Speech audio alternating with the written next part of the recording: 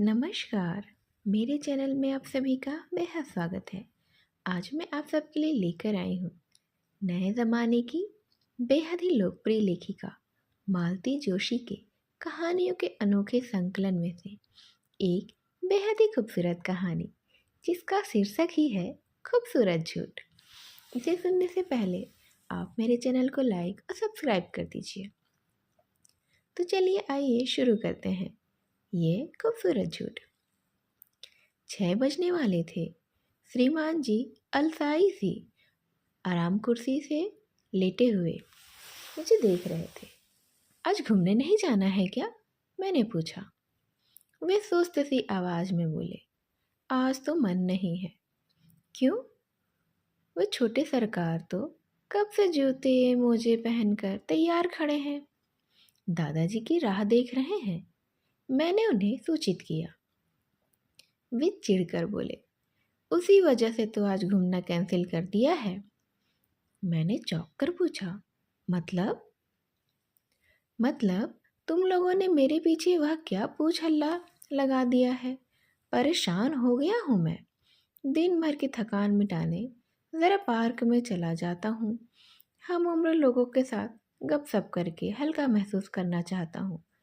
तुम लोगों से यह भी देखा नहीं जाता। यह भला मेरे साथ लगा दी है। वे बहुत ही क्रोधित हो गए थे और क्रोध में ही बोल रहे थे।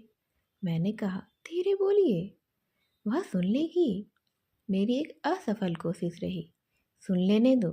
सचमुच में तंग आ गया हूँ। लड़का 1 मिनट भी चैन से नहीं बैठने देता है, न खुद बैठता है। कभी फिसल पट्टी पर चढ़ जाएगा, कभी फव्वारे के पास खड़ा होकर भीगने लग जाएगा, कभी फूल तोड़ेगा, कभी बगीचे के फाटक पर झूलेगा। उसके पीछे भागते भागते मेरी तो परेड हो जाती है। कल तो माथुर ने कहा भी कि भाई साहब, यह आयागिरी कहाँ से मोल ले ली आपने। वे बोल रहे थे। उनका गुस्सा शांत होता ना देख मैं ही कमरे से बाहर आ गई। देखा, ड्राइंग रूम में माँ बेटे दादाजी का इंतज़ार कर रहे थे। क्षण भर कुछ सोचती रही, फिर पास जाकर कहा, अंजू, बुरा न मानो तो एक बात कहूँ। तुम रजत को इनके साथ मत भेजा करो। दोनों के लौटने तक मेरी सांस ही अटकी रहती है। सड़क पर आजकल कैसी कैसी भीड़ होती है, देखती हो ना। ये जो 2 पहिए वाले होते हैं ना, ये तो और गजब करते हैं। और बच्चे तो वैसे ही चंचल होते हैं। इनसे ये संभलेगा थोड़ी ही ना। पर उनसे मना करूँगी तो उन्हें बुरा लग जाएगा, बुरा मान सकते हैं। इसीलिए ना तुमसे कह रही हूँ। यह सुनकर बहू बोली, पर अब तो यह तैयार हो गया है माँ जी। मानेगा थोड़े ही। कोई बात नहीं, तुम ही नुक्कड़ तक घुमा लाओ ना। एक टॉफ़ी दिला देना, थोड़ा बहल जाएगा। मैंने बात संभाली। वे दोनों जब चले गए तो मैंने कमरे में आकर कहा, महाराज, लाइन क्लियर है, अब जल्दी से तैयार हो जाइए। और वे उत्साहित होकर उठ खड़े हो गए। सारी बुराइयों का ठिकरा मेरे ही सिर डाला करो। खुद मना करते नहीं बनता था। मेरी ही शिकायत पर उन्होंने कोई जवाब नहीं दिया था।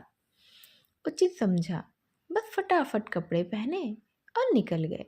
जिंदगी भर झूठ की खेती ही तो करती आ रही हूँ मैं भी। कभी बच्चों के लिए, कभी नौकरों के लिए, तो कभी बहू के लिए। हर बार दिमाग खपाकर कोई ना कोई बहाना तो ढूंढना ही पड़ता है। बेबी सहेलियों के साथ सिनेमा जाती है तो उसकी किसी सखी का जन्मदिन मनाना पड़ता है। उन दिनों घर घर फ़ोन तो होते नहीं थे, इसीलिए पोल खुलने का भी डर नहीं था। इतवार को राजू क्रिकेट खेलने के लिए दिन भर गायब हो जाता था, तो उसके लिए गणित की एक्स्ट्रा क्लास लगानी पड़ती थी। कभी बेबी अपनी पसंद से नई डिज़ाइन की ड्रेस खरीद लाती तो उसका श्रेय उसकी मौसी को देना पड़ता था। अब भी इस झूठ से पीछा कहाँ छूटा है मेरा। महरी के हाथ से कोई प्लेट टूट जाती है तो इल्ज़ाम अपने सिर में ले लेती हूँ। कभी उल्टा भी हो जाता है। महरी कहती है, अम्मा जी, सुबह से आप ही लगी हैं, भाभी जी अभी उठी ही नहीं है। क्या तो मैं कहती हूँ, अरे रात को फिल्म देख कर आए हैं ना, 2 बजे तो लौटे हैं, अब देर से तो उठेंगे ही ना। वैसे भी आज छुट्टी है, नहीं तो रोज तो भागम भाग ही तो मची रहती है। मैं अपने विचारों में इतनी खो गई कि समय का ध्यान ही नहीं रहा। राजू घर आया तब घड़ी की ओर देखा, फटाफट उसके लिए नाश्ता भी लगा दिया और चाय बना दी। अंजू कहाँ है? उसने पूछा। रजत को ना थोड़ा घुमाने लेकर गई है, मैंने बताया। अब जाने की क्या ज़रूरत थी, मॉल जाना ही है ना, वहीं से पहले महीने भर का सामान भी ले आएंगे। उसकी इस बात का मैंने जवाब दिया। अरे वो बहुत जिद कर रहा था। मैंने ही कहा थोड़ा घुमा लाओ। तब तक अंजू भी लौट आई थी। जल्दी से तैयार हो जाओ, हमें मॉल जाना है, राजू ने उससे कहा। वह चिंतित होकर बोली, पर मैंने भी खाने का तो कुछ बनाया ही नहीं। आज आज मॉल जाना रहने देते हैं, खाने का मैं देख लूँगी, तुम लोग हो आओ, मैंने कहा था। नहीं तो बात फिर हफ्ते भर के लिए टल जाएगी ना, मैंने बड़े प्यार से कहा। वह तो खुशी खुशी तैयार हो गई। जाते समय कहने लगी, मम्मी जी आप लोग खाना खा भी लीजिएगा, हम लोग बाहर से ही कुछ खाकर लौटेंगे। उन लोगों के जाते ही मैंने सब्जी छौंक दी, पुलाव चढ़ाया। मन तो हो रहा था कि इनके लिए बाद में गर्मा गर्म फुलके भी सेक दूंगी, पर जानती थी खाते समय यह बहू को कोसते रहेंगे। मुफ्त की महाराजन मिल गई है, तुम्हें चूल्हा सौंप दिया है और चली मटर गश्ती करने, सारा मजा किरकिरा हो जाएगा हमारा। इसीलिए इरादा बदल दिया और उसी समय फुलके सेक के लिए कुछ ही नहीं, टिकटॉक टीवी देखने में बैठ गई। हमारे कमरे में अलग से टीवी है, पर कभी ठीक से देख ही नहीं पाती। हर सीरियल इन्हें बेवकूफ़ी भरा जो लगता है। पूरे समय इनकी कमेंट्री भी साथ साथ चलती रहती है। समाचार सुनते समय भी नेताओं को गाली ही देते रहते हैं, और मैच देखेंगे तो खिलाड़ियों को क्या क्या नहीं कह देंगे। जिंदगी भर हेडमास्टर रहे हैं, वे आदतें अब भी इनकी कायम है। यह घूमकर जब लौटे तो 8 बज चुके थे। मैं कहने ही वाली थी कि इतने दिनों की कसर आज ही निकाल ली क्या, पर चुप रही। चिढ़ गए तो खाने का कचरा कर देंगे और सब कुछ सत्यानाश हो जाएगा। तो मैंने अच्छे से कहा, आप फ्रेश होकर आइए ना, मैं खाना लगाती हूँ। तो वह बोल पड़े, और बाकी सब मॉल गए हैं, शायद वहीं से कुछ खाकर आएंगे क्या।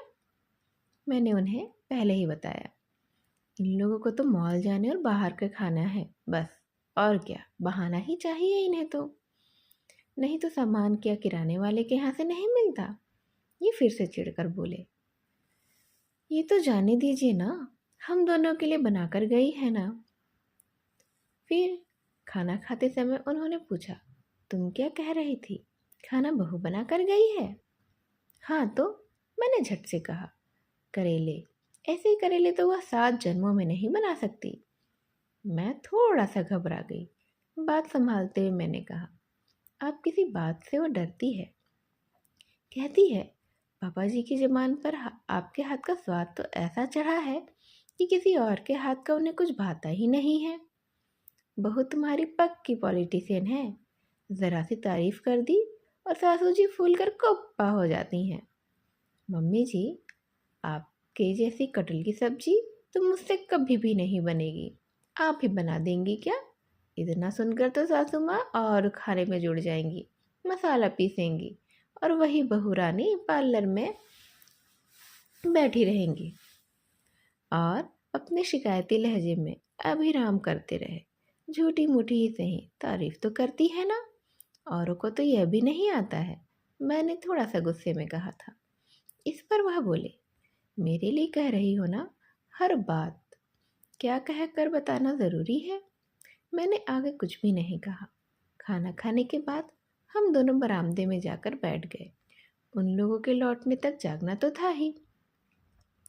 वे लोग कोई 10:30 बजे तक लौटेंगे। रजत तो सो ही गया था।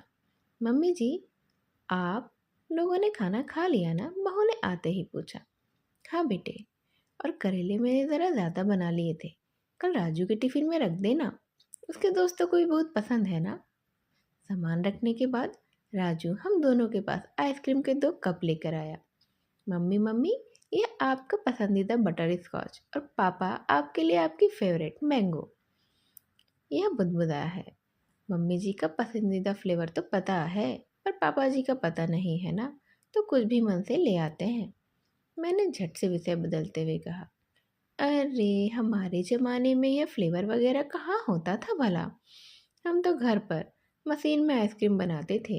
ढेर सारा दूध हटाकर रख लिया, बर्फ़ और नमक ले आए, बस हो गया काम। फिर मशीन बंद करके घुमाते थे, बड़ा मज़ा आता था। शुरू में हम लोग घुमाने के लिए खूब झगड़ते थे, पर जैसे जैसे आइसक्रीम जमने लगती थी ना, हैंडल भारी होता जाता था, पसीने छूट जाते थे। मैंने उसे बताया कि मशीन कहाँ है। अब बेच दी। बहू ने पूछा, बेटा वह सबके यहाँ थोड़ी ही होती थी, मोहल्ले में किसी एक के यहाँ होती थी। मांगे से वह घर घर जाती थी, बदले में मशीन के मालिक के यहाँ आइसक्रीम आ जाती थी। वो लोग बड़े प्यार से भेज देते थे, बस बच्चों के जन्मदिन पर, परिणाम आने पर या मेहमानों की खातिरदारी में। साल में 4-5 बार ही तो आइसक्रीम बनती थी। मैंने कहा था। बातों बातों में रात हो चली थी। हम सब अपने अपने कमरे में चले गए। मैं और यह जैसे ही कमरे में पहुँचे, इन्होंने तुरंत कहा, कितनी सफाई से झूठ बोलने लगी हो तुम। साल में कितनी बार आइसक्रीम बना डाली। मैंने खुद को सही ठहराते हुए कहा, तो क्या कहती कि ले देकर गर्मियों में एक बार बनती थी। आपकी, खासकर राजू की इज्जत का कचरा करना हो जाता ना यह तो। क्या मुझे और झूठ की भली में इतना भी नहीं कह सकती। मैं पूरी जिंदगी ही तो झूठ बोलती आ रही हूँ। मेरे पापों का हिसाब करते करते तो चित्रगुप्त जी की पूरी कॉपी ही भर गई होगी। पाप कैसा? इन्होंने पूछा। एक झूठ सब पापों के बराबर होता है, मैंने कहा था। इस पर ये कहने लगे, तब तो चित्रगुप्त जी की कॉपी ज़रूर भर गई होगी, बल्कि उन्हें तो सप्लीमेंट्री भी लेनी पड़ी होगी। आ गए ना अपनी मास्टरगिरी पर, मैंने चिढ़ते हुए कहा। मास्टर हूँ तो क्या तुम्हारे बेटे को इंजीनियर नहीं बनाया। और चित्रगुप्त की चिंता मत करो, उनकी कॉपी भर गई होगी, लेकिन तुम्हारे पापों से नहीं, पुण्यों की गिनती से, क्योंकि तुम्हारा एक झूठ सब पुण्य के बराबर होता है।